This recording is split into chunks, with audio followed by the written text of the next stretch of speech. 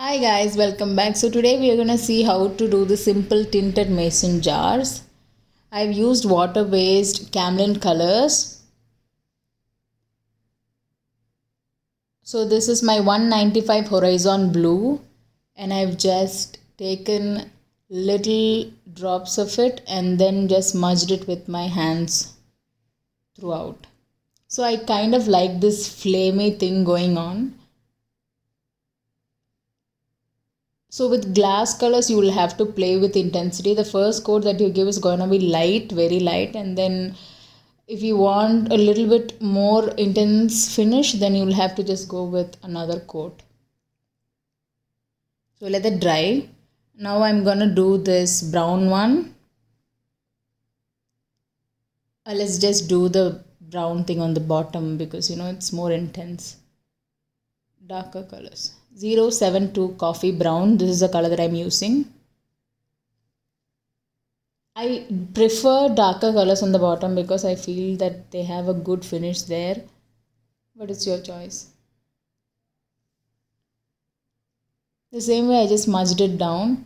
For this, these colors were very faint in the first. I had to give literally like 3-4 coats for the color to show up for this moss brown. Sorry, coffee brown. Yeah, you could see the faint brown and then I'm giving the second coat. The colors kind of show up there. For this coffee brown thing, I kind of left it there just with one color because I wanted to try that unicolor thing. For the other mason jar, the blue one, for this I am planning to go with another color to complement this blue. 266 moss green. I'm going to use this on the opposite side. So this kind of creates a monotonous tone where the blue and green, they kind of smudge together. You can't really make a difference. And then the red and yellow which I showed in the beginning, they kind of, they are opposites. Red and yellow, they are quite in the different intensities. But this is kind of in the same region.